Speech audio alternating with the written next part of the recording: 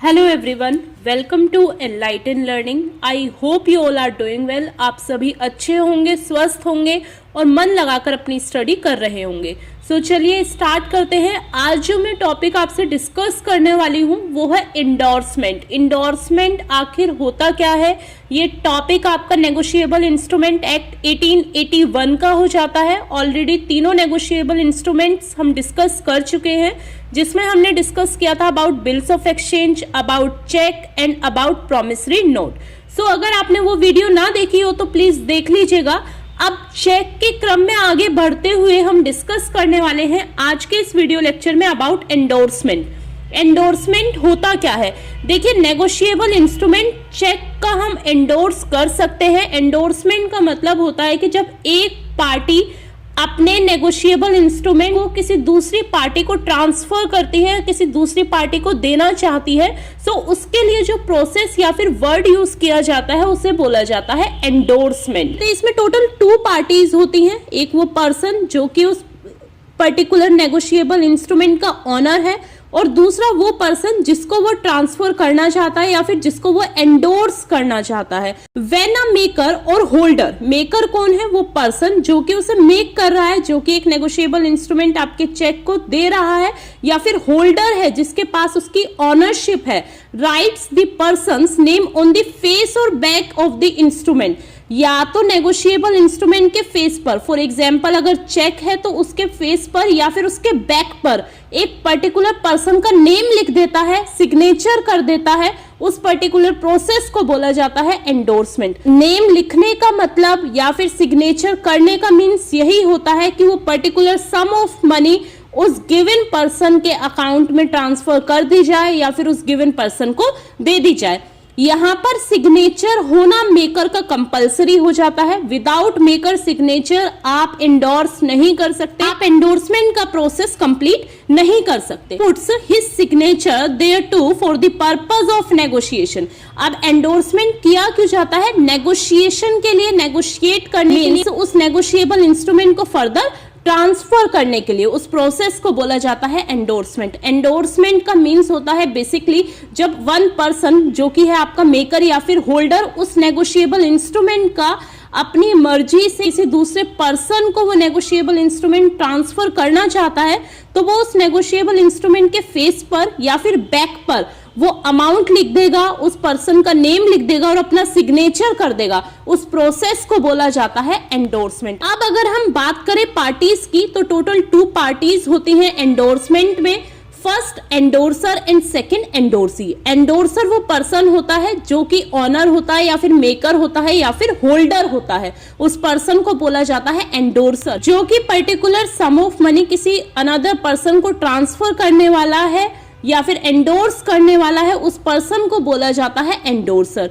और जिसके लिए वो ट्रांसफर कर रहा है, जिसको वो पर्टिकुलर नेगोशिएबल इंस्ट्रूमेंट आगे नेगोशिएट किया जा रहा है, जिसका नेम लिखा है, जिसका नेम वहां मेंशन है कि इस पर्टिकुलर पर्सन को नेगोशिएट करना है, उस पर्सन को बोला जाता है एंडोर्सी।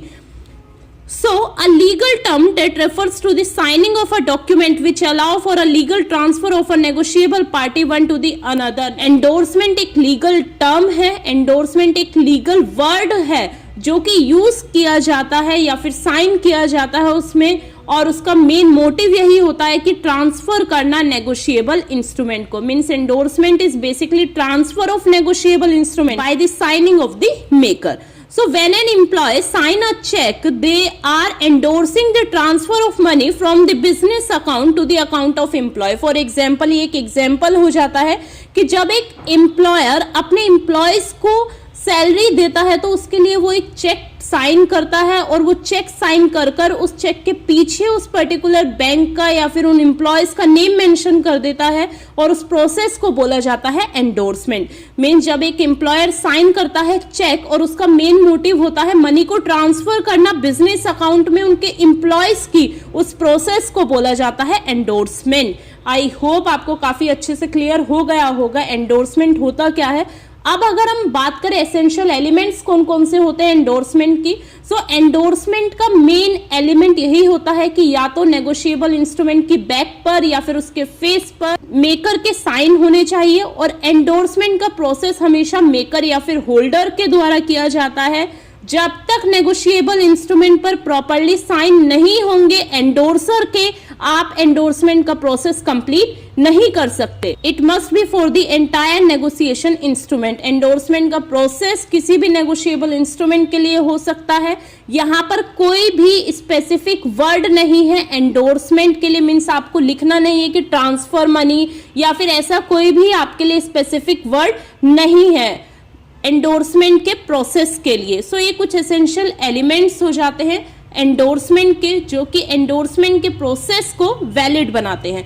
देखिए, अब अगर हम बात करें काइंड्स ऑफ एंडोर्समेंट की, आज मैं यहाँ पर कंप्लीट टॉपिक डिस्कस करूंगी एंडोर्समेंट की। सो अब अगर हम बात करें काइंड्स ऑफ एंडोर्समेंट की, तो काफी टाइप का आपका एंडोर्समेंट होता है। फर्स्ट हो जाता है blank and general endorsement.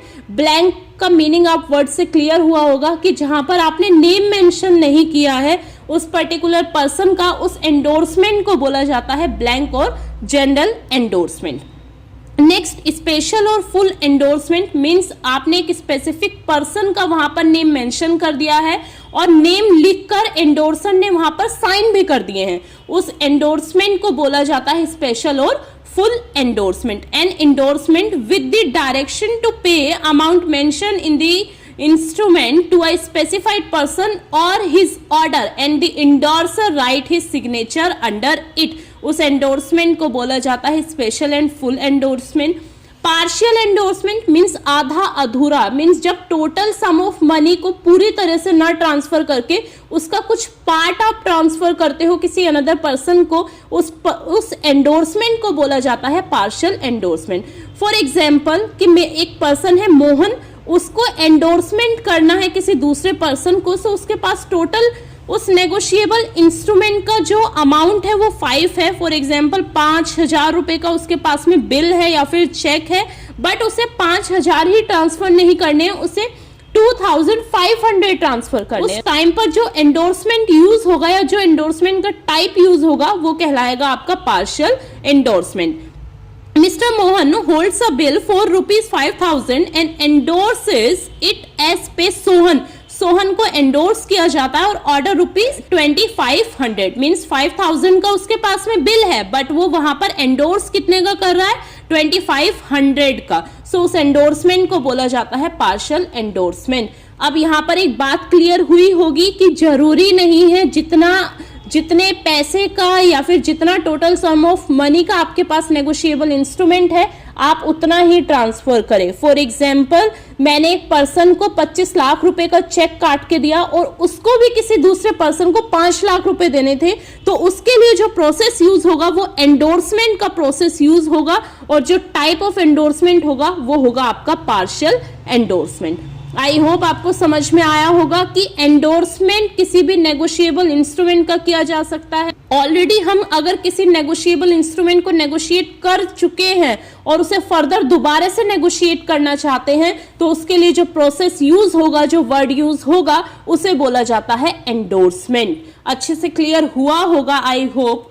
Next आपका टाइप ऑफ एंडोर्समेंट हो जाता है रेस्ट्रिक्टिव एंडोर्समेंट। रेस्ट्रिक्टिव का मतलब क्या होता है, जहां पर कुछ फर्दर रिस्ट्रिक्शंस होती हैं, चाहे वो बाउंडेशन आपकी टाइम की हो, अमाउंट की हो, उस नेगोशिएबल इंस्ट्रूमेंट के एंडोर्समेंट को बोला जाता है restrictive endorsement. An endorsement is said to be restrictive if it prohibits or restrict the further negotiability of the instrument. Means आप उस negotiable instrument को आगे further किसी और दूसरे person को negotiate नहीं कर सकते। उसके लिए जो endorsement का process या फिर type use किया जाता है वो आपका हो जाता है restrictive endorsement। देखिए, नेगोशिएबल इंस्ट्रूमेंट को n नंबर ऑफ टाइम आप नेगोशिएट कर सकते हैं। उस नेगोशिएबल के लिए आपको एंडोर्समेंट की नीड पड़ेगी। सो उस एंडोर्समेंट को अगर आप फर्दर दोबारा से किसी दूसरे पर्सन से नेगोशिएट नहीं करना चाहते हैं, आप नहीं चाहते हैं कि वो नेगोशिएबल इंस्ट्रूमेंट जिसको आप दे रहे हैं, जिसको आप एंडोर्स कर रहे हैं, वो फर्दर किसी थर्ड पार्टी को करे, तो उसके लिए जो आप टाइप ऑफ एंडोर्समेंट का यूज करेंगे वो आपका एंडोर्समेंट हो जाता है रेस्ट्रिक्टिव एंडोर्समेंट। नेक्स्ट और लास्ट टाइप ऑफ एंडोर्समेंट होता है आपका कंडीशनल एंडोर्समेंट। मींस जिस एंडोर्समेंट के पीछे कोई पर्टिकुलर कंडीशन होती है उस एंडोर्समेंट को बोला जाता है कंडीशनल एंडोर्समेंट। फॉर एग्जाम्पल, कि एक पर्सन ने प्रॉमिस किया है किसी दूसरे पर्सन को कि वो उसको टोटल सम ऑफ मनी देगा, बट वो जब देगा तब उसकी शादी हो जाएगी। सो यहाँ पर जो कंडीशन है वो कंडीशन है आपकी मैरिज की। सो यहाँ पर एक पर्टिकुलर कंडीशन है कि शादी होने के बाद उसको टोटल सम ऑफ मनी वो मिलेगी, वो एंडोर्स की जाएगी। सो उस एंडोर्समेंट को बोला जाता है कंडीशनल एंडोर्समेंट। आई होप आपको मीनिंग ऑफ एंडोर्समेंट अच्छे से क्लियर हुआ होगा। देखिए, जब कोई एक नेगोशिएबल इंस्ट्रूमेंट फर्दर नेगोशिएट करना चाहता है कोई पार्टी, उसका मेकर या फिर होल्डर, सो उसके लिए जो प्रोसेस या फिर उसके लिए जो वर्ड यूज होगा वो आपका कहलाएगा एंडोर्समेंट। इसमें हमने डिस्कस किया है essential elements of valid endorsement, साथ ही डिस्कस किए हैं types of endorsement. I hope आपको एंडोर्समेंट का टॉपिक क्लियर हुआ होगा।